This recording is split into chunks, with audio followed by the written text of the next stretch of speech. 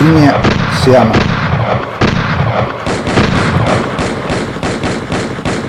Aku seorang cucu tentara PRR Inya Siama. Inya, bapak dari ibuku, adalah buku besar dengan rangkaian riwayat-riwayat yang mencengangkan, setidaknya bagiku salah satu cucu laki-lakinya. Inya, beliau kurang suka dipanggil Inyi tanpa diftong iya, adalah gudang cerita heroik penuh petualangan yang mendebarkan bagi sebagian kami, cucu-cucunya. Kukatakan sebagian karena beberapa sepupuku yang lahir di rantau tidak begitu mampu menikmati kisah-kisah beliau. Para sepupuku kesulitan menangkap istilah-istilah bahasa Minangkabau khas Bukit Tinggi, sebab mereka dibesarkan dalam lingkungan bahasa nasional, bahasa Indonesia. Di samping itu, mereka juga sulit menyebut panggilan Inyi dengan fasih. Panggilan Inyi kurang disenangi oleh beliau. Bukan Inyi, tapi Inyi. Begitu protes beliau kepada para cucunya yang berbahasa Indonesia itu. Aku, satu dari belasan cucunya, walaupun tidak lahir di kampung, cukup bisa menangkap setiap anekdot dan belokan kisah yang mengejutkan dari riwayat-riwayat yang beliau ceritakan. Aku beruntung, karena orang tuaku tetap berbahasa Minang dengan kami, anak-anaknya. Bagi kedua orang tuaku, bahasa Inggris dan bahasa Minangkabau sama wajibnya dikuasai sebagaimana bahasa Indonesia. Kami, anak-anak mereka, semula menganggap prinsip seperti itu agak absurd. Rasanya aneh memandang bahasa internasional, bahasa nasional, dan bahasa daerah sama penting. Namun, atas nama kepatuhan kepada orang tua, kami menuruti dengan sepenuh hati. Ternyata, salah satu hikmah dari kepatuhan tersebut, aku mampu menikmati kisah-kisah hebat Inya.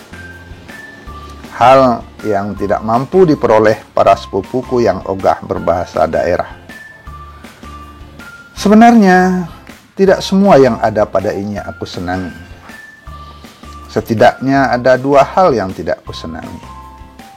Pertama, kebiasaannya merokok yang tidak mau beliau hentikan, bahkan sampai akhir hayatnya. Kedua, menyangkut diriku pribadi, maksudku cara beliau memperlakukan diriku. Tentang rokok itu, sudah semua anak-anak dan cucu-cucunya meminta beliau berhenti. Dengan berbagai usaha, bujukan, sampai menakut-nakuti beliau tentang penyakit kanker dan sebagainya. Beliau tidak bergeming. Rokok tetap saja menjadi bagian yang tidak terpisahkan dari keseharian beliau. Aku mungkin satu-satunya cucu beliau yang tidak peduli. Aku merasa tidak perlu ikut-ikutan meminta beliau berhenti. Bukan aku menyetujui, tapi rasionalitasku mengatakan bahwa itu usaha yang sia-sia. Aku pernah mendengar jawaban beliau ketika salah seorang adiknya, Bie Suma, juga meminta beliau berhenti merokok. Olah tangguang kalau sekarang Waden berhenti. Umur sudah di ujung begini, paling setahun 2 tahun lagi, tak juga akan bertambah, kata beliau. Biesuma mati kutu. Kalau cucunya menegur ketika dia merokok, pasti diputarnya jadi kelakar. Berhentilah merokok, Nyi, nanti Inyi batuk, tegur sepupuku yang baru datang dari Medan. Ah, kau ini butet, kambing punya tetangga sebelah juga batuk, tapi dia tidak pernah merokok. Macam mana pula pendapat kau? Sepupuku Rani yang dipanggil Butet itu karena lahir di Medan tak mampu lagi bicara. Kali lain, sepupuku Dian membujuk, "Nyiak, berhentilah merokok. Kata dokter, orang yang tidak merokok umurnya panjang." Ah, mana pula tahu dokter itu tentang umur. Nyiak ini sudah 90 tahun. Masa mau ditambah panjang lagi? Begitulah kawan. Walaupun aku tidak suka beliau merokok, aku tidak pernah memperlihatkan ketidaksukaanku. Karena itu, beliau senang bercerita dan mengajakku berdiskusi. Lebih sering dibanding cucu-cucunya yang lain. Beliau menceritakan banyak hal yang belum pernah kudengar beliau ceritakan pada orang lain. Sikapku yang tidak mempermasalahkan rokoknya dan kesukaanku mendengar kisah-kisahnya menjadikan aku salah satu cucu yang sering ditanyakannya jika jarang muncul. Tadi kukatakan bahwa aku punya dua hal yang tidak kusukai dari Nyiak. Selain kebiasaannya merokok, aku juga tidak suka beliau merubah namaku. Namaku kuanggap nama yang indah, karena kata bapakku artinya juga indah. Namaku Kemal. Nama yang paling kusenangi dibanding nama-nama panggilanku yang lain. Aku dipanggil Amau oleh adik-adikku.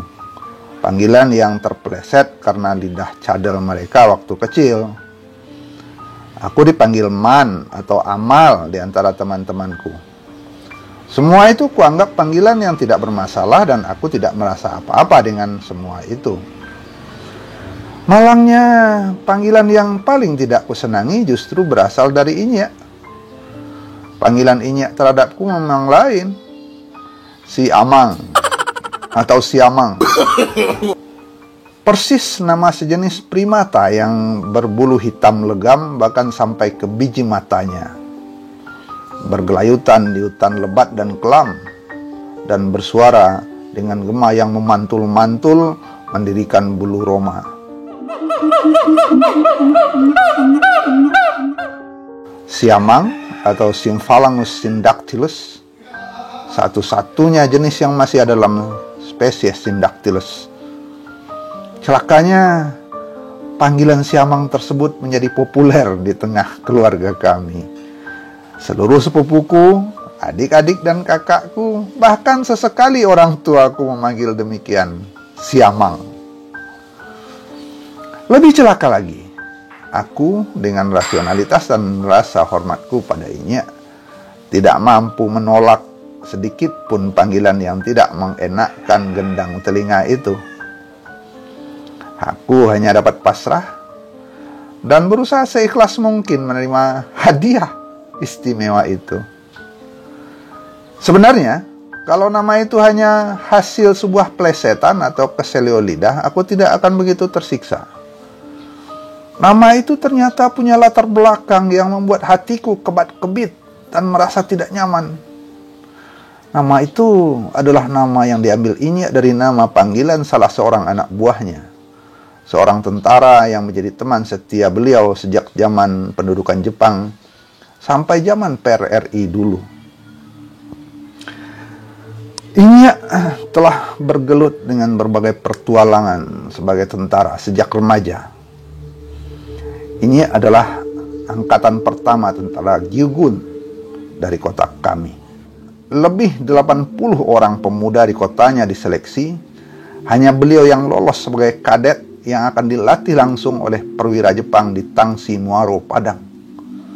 Beliau pula lah yang pertama kali memperoleh brevet sebagai Komandan Kompi 9 Batang Harau. Tentara Heiho yang mempunyai anak buah orang Jepang beneran. Dengan mata berbinar, Nyiak menceritakan bagaimana beliau sering mengerjai Jepang-Jepang yang ternyata tidak semuanya pintar tersebut. Suatu kali, menurut cerita Nyiak, di pantai Pasir Jamba, beberapa tentara Jepang merampas ikan-ikan yang baru ditangkap nelayan. Terdorong rasa nasionalismenya, Dengan marah Inyek memerintahkan para Jepang yang anak buahnya itu mengembalikan ikan-ikan rampasan mereka. Jepang prajurit itu menurut, tapi kemudian melapor kepada Jepang yang pangkatnya lebih tinggi dari Inyek. Inyek dipanggil oleh komandannya. Dengan kelihayannya, Inyek memutar cerita bahwa anak buahnya telah salah ambil jatah ikan yang harusnya untuk para perwira Jepang. Inyek memperlihatkan ikan yang memang dibelinya untuk dapur perwira. Dia adalah tentara yang dipercaya di bagian logistik dapur perwira karena pandai mencari bahan makanan yang enak. Bukannya kena marah, malahan dia dapat pujian. Anak buahnya yang mengadu malah kena damprat. Kenota Jepang-Jepang tuh, kisah beliau. Dan aku terbahak-bahak melihat beliau.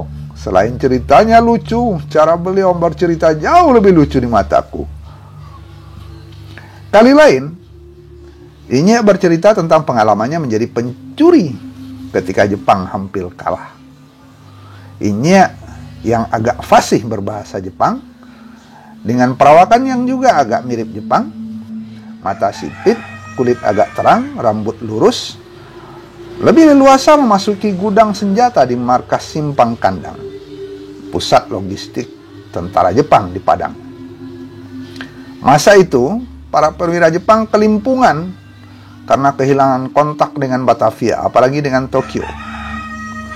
Mereka lebih sering berkumpul-kumpul minum tuak, semacam minuman pengganti sake. Dan Inyek adalah seorang kepercayaan para perwira untuk memperoleh tuak. Inyek membeli tuak dari pondok pecinan di kota Padang yang lengkap menjual berbagai barang kebutuhan, termasuk tuak kelas 1. Untuk itu Inyek dipercaya membawa sebuah mobil jeep. Tuak itu dibawa dengan peti-peti yang berisi botol-botol tuak. Inyek mengganti isi peti itu dengan bedil-bedil dan amunisi. Kemudian membawanya ke Tarandam, ke salah satu markas rahasia tentara peta. Sampai belasan peti bedil dan amunisi berhasil dipindahkannya dari Simpang Kandang ke Tarandam. Sial, ketika kali kesekian dia dipergoki oleh 2 perwira saat memasukkan amunisi ke kotak bekas tuak. Inyek adalah pemain sandiwara yang handal. Dia tidak gugup ketika ditanya mengapa amunisi dimasukkan ke peti tuak. Dengan sangat meyakinkan beliau mengatakan bahwa itu perintah Komandan Sho dan Sho di Bukit Tinggi, Jenderal Nakamura. Para perwira itu tercingangak. Mereka tidak percaya, minta diperlihatkan surat perintahnya. Siap, Kapten, saya segera ambil surat. Inyek ngeloyor pergi dari gudang.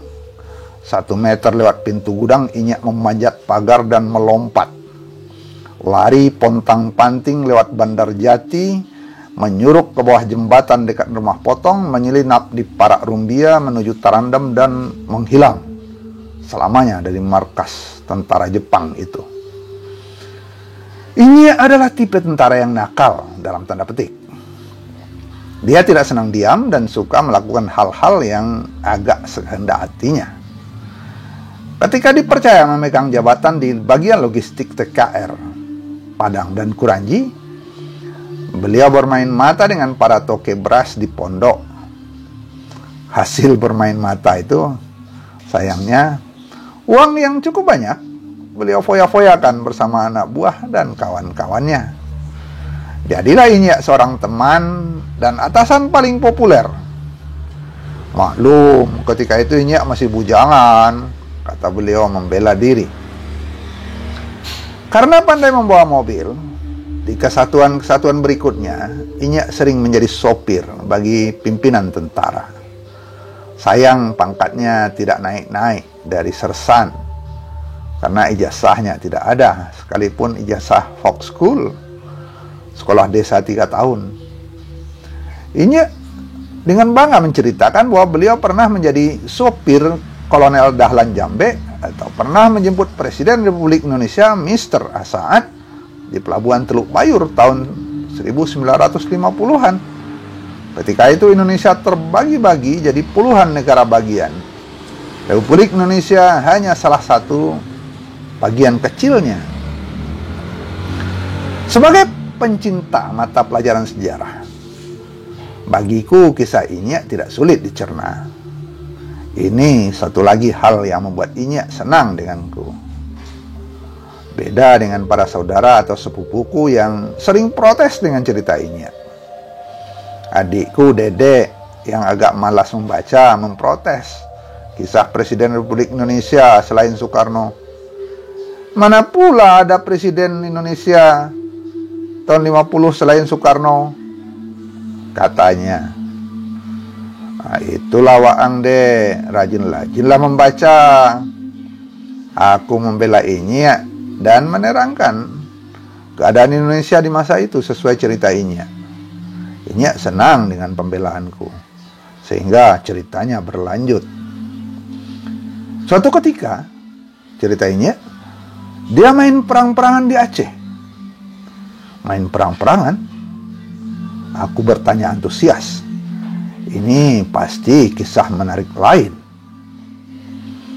Tahun 1954, Inyak ditugaskan menghadapi pasukan Daud Bereuh, cikal bakal gerakan Aceh Merdeka. Daud Bereuh konon kecewa karena Soekarno mengingkari janji untuk menjadikan mereka provinsi tersendiri. Sekarang malah Aceh disatukan saja dengan Sumatera Utara. Sayang, menurut Inyak, pasukannya tidak berminat sungguhan berperang.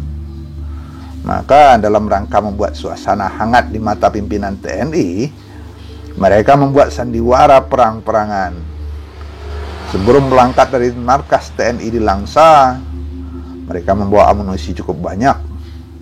Dia dengan 3 pimpinan peleton lainnya bersepakat untuk membuat suasana perang yang panas. Di luar kota Langsa, mereka membagi posisi pada 2 bukit berseberangan. Di antara 2 bukit tersebut terdapat sebuah jalan raya dan beberapa rumah penduduk.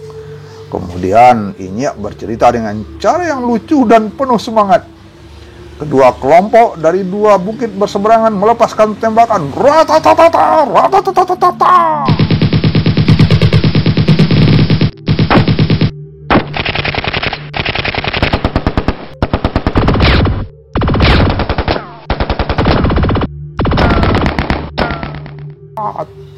Selama setengah hari penuh, perkampungan penduduk heboh. Jalan raya yang semula dilewati orang menjadi sepi. Hampir sore, semua turun dengan amunisi habis tuntas. Semua komandan peleton melaporkan bahwa telah terjadi pertempuran hebat di 2 bukit sekitar Jalan Anu dan seterusnya dan seterusnya. Begitulah hampir 6 bulan Inyak di Aceh. Yang mereka lakukan hanya sandiwara perang-perangan. Jangankan saling tembak atau saling bunuh, berhadapan dengan tentara Daud Bereuh pun mereka tidak pernah. Tidak hanya itu cerita Inyak. Ketika ditugaskan menghadapi pasukan Kahar Muzakkar di Sulawesi, beliau juga tidak pernah berhadapan dengan pasukan itu. Entah malas, atau mereka tidak punya keinginan untuk perang, entahlah. Mereka juga menganggap Kahar Muzakkar bukan pemberontak, hanya orang yang protes kepada pemerintah pusat. Yang jelas, beliau tidak pernah melukai, menembak, atau membunuh orang setelah kemerdekaan. Aneh juga menurutku. Hampir 20 tahun Inyak jadi tentara. Kisah heroik beliau yang panas hanya terjadi pada periode pendudukan Jepang. Zaman Jepang, beliau beberapa kali perang Baswasoh dengan tentara Jepang. Kena tembakan, terluka, anak buahnya mati atau menangkap dan merandam tentara Jepang sebelum menukarnya dengan temannya yang ditahan Jepang. Setelah kemerdekaan, yang tinggal hanya kisah-kisah lucu, main perang-perangan, atau tersesat di tempat-tempat yang menyeramkan. Sebuah kisah lain yang menjadi penting bagiku terkait dengan nama Siamang. Sejak zaman Jepang, Inyek punya teman, lebih tepatnya anak buah yang sangat dekat dengan beliau. Aku sudah lupa siapa nama teman atau anak buah Inyek tersebut. Yang kuingat adalah kisah-kisah beliau dengan anak buahnya yang satu itu. Tahun 1955, Inyek ditugaskan ke Jawa Barat menelusuri pelarian pasukan Darul Islam Tentara Islam Indonesia (DITII). Satu kali pasukan beliau tersesat di rimba belantara Lebak, Banten Selatan. Hampir 2 hari mereka tidak bertemu sumber air yang bisa diminum. Pada hari kedua tengah hari dengan panas matahari yang sangat terik, anak buahnya minta istirahat karena kehausan. Salah seorang anak buahnya atau teman akrabnya yang tadi itu melihat seekor siamang di atas pohon. Serta merta dia menembak dan jatuhlah siamang malang itu. Entah karena terlalu gembira atau terlalu kehausan, si anak buah itu langsung mengambil bangkai siamang itu, menggigit lehernya, kemudian meneguk sepuas-puasnya darah yang mengucur dari leher hewan malang itu. Semua anggota pasukan terkesima. Si penghisap darah siamang hanya tersenyum-senyum sambil bersendawa. Tapi tidak sampai 1 jam, tiba-tiba dia mendelik. Biji matanya berputar-putar, lalu dia berguling-guling seperti cacing kepanasan. Kemudian dia memekik-mekik, merarau-rarau, makin lama makin seperti bunyi siamang.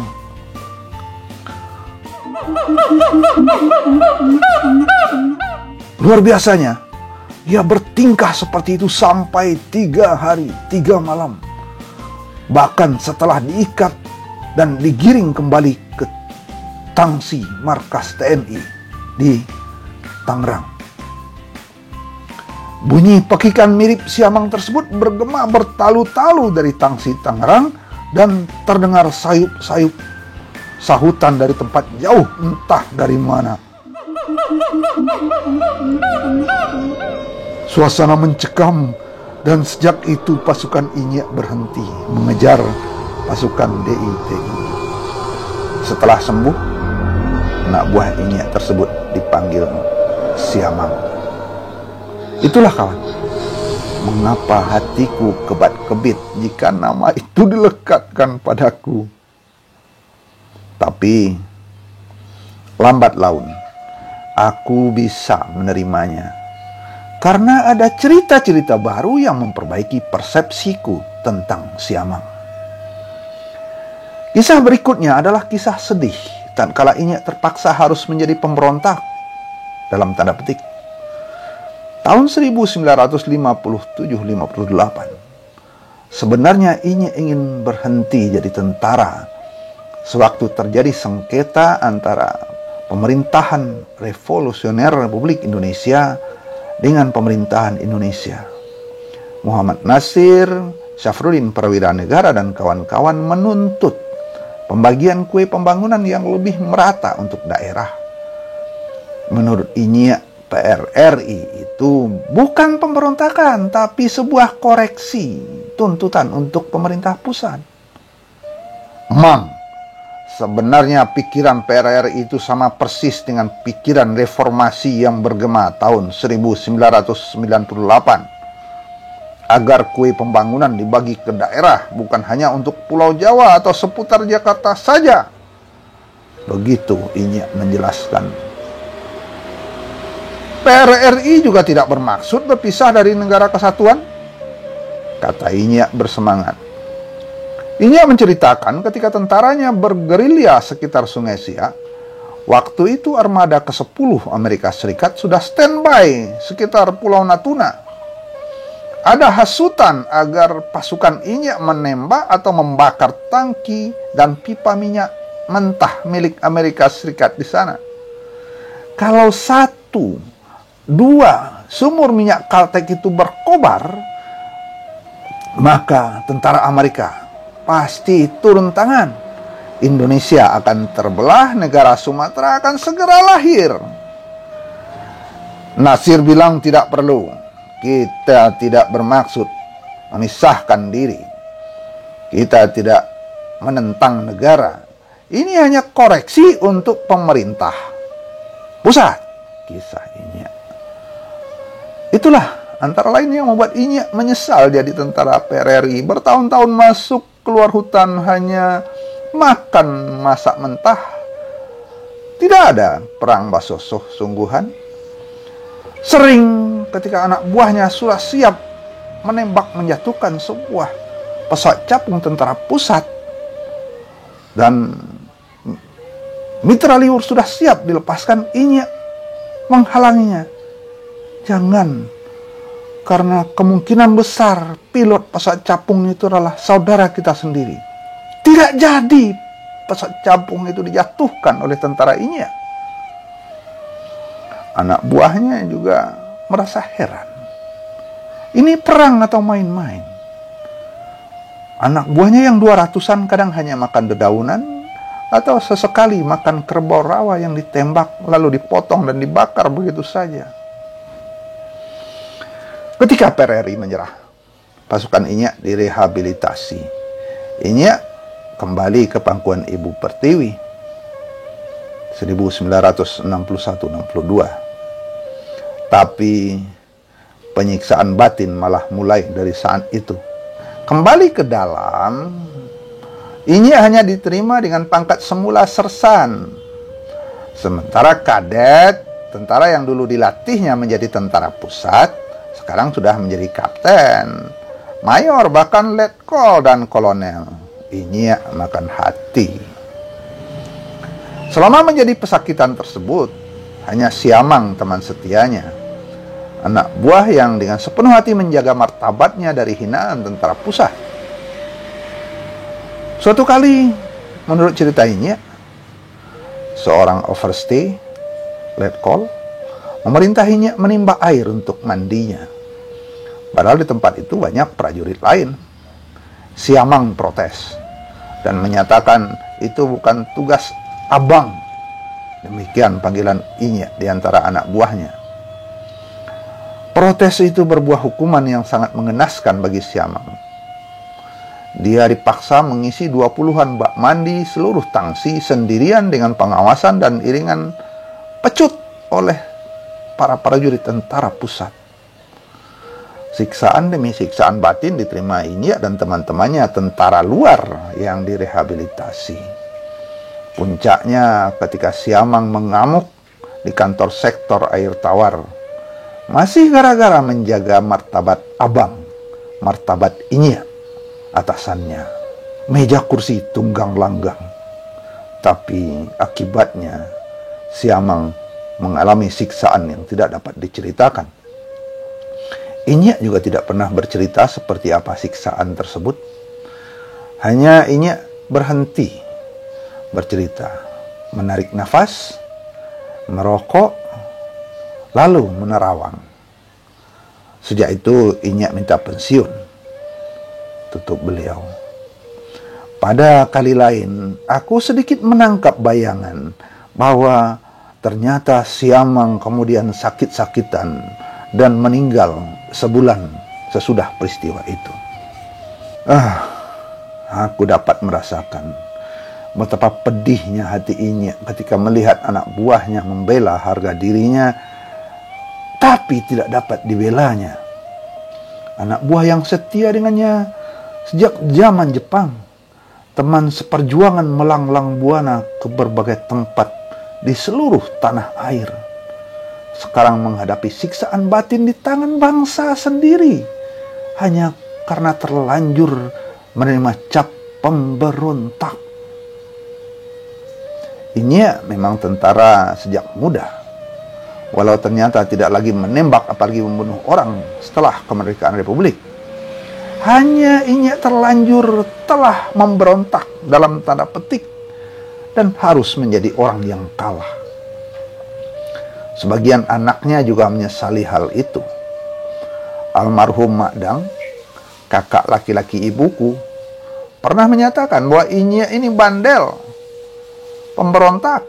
Kalau Inyek tidak memberontak, tentu kami ini sudah jadi anak cucu seorang jenderal. Inyek pensiun dalam usia 40-an. Inyek banting setir menjadi pedagang nasi dengan gerobak. Belasan tahun beliau menjadi pedagang kaki lima di Medan. Beliau dan nenek terkenal pintar memasak. Dagangan mereka laris. Sepulang dari Medan mereka membuat rumah di kampung. Inyek meneruskan perjuangannya menjadi petani lado, cabai keriting. Beliau adalah pekerja keras. Beliau dapat membesarkan anak-anaknya jadi orang. Inyek tetap pejuang, bahkan setelah usianya larut senja. Ketika kami cucu-cucunya sudah cukup besar, beliau tetap melakukan sesuatu. Beliau berbisnis tanah atau barang antik ke sana sini. Walau kadang-kadang yang diperdagangkan itu agak spekulatif, sesekali beliau juga menangkap kakap dalam bisnisnya. Mak Tuo, kakak ibuku, sering pusing melihat Inyek masih berkelana mencari barang antik atau tanah ke sana kemari. Sudahlah Pak, uang pensiun Bapak kan cukup banyak. Kami juga sudah punya penghasilan masing-masing. Untuk apa lagi Bapak berbisnis? Begitu keluh Mak Tuo. Inyek hanya tersenyum. Tapi besoknya, lusanya, beliau sudah raib lagi agak seminggu dua. Inyek berhenti berkelana setelah selaput matanya mulai ditutupi lemak. Pandangannya mulai kabur. Beliau menghabiskan sisa usia bersama kami, cucu-cucunya. Anak buahnya masih selalu mengunjunginya. Beliau tetap abang yang akrab, hangat, penuh canda dan cerita. Bagi teman-temannya dan bagi kami cucu-cucunya. Mengenang Inyek adalah mengenang perjuangan, mengenang kenakalan dalam tanda petik, dan mengenang kenestapaan sahabatnya Siamang, tumbal sebuah usaha reformasi yang terlalu dini, sebuah istilah yang tidak disukai Inyek. Tidak ada yang terlalu dini dalam perjuangan dan usaha dan perubahan itu, Mang, sanggah beliau sengit. Aku tidak lagi begitu menolak panggilan Siamang. Bahkan dalam hati kecilku bersemi kebanggaan sebagai Siamang, sahabat setia Inyek, orang yang bersedia mengorbankan dirinya demi harga diri seorang teman dan atasannya, seorang pahlawan bagi Inyek, walaupun nasibnya mengenaskan. Aku bangga dianggap Inyek sebagai pengganti sahabat setianya. Aku bangga dipanggilnya Siamang. Aku lebih bangga ketika orang tidak lagi menyebut Inyek hanya sekedar Inyek, tapi nama beliau disatukan dengan namaku sebagai cucunya. Beliau adalah Inyekku, Inyek Siamang, Inyekku tentara PRRI. In memoriam kakek enda tercinta, almarhum Sersan Aran Sutan Mudo, Ketua Peta Bukit Tinggi Agam sampai tahun 2008. Penulis Kemal Ansari El-Mizan. Cerpen ini meraih juara 1 lomba cerpen yang dilaksanakan oleh Balai Bahasa Sumatera Barat tahun 2010.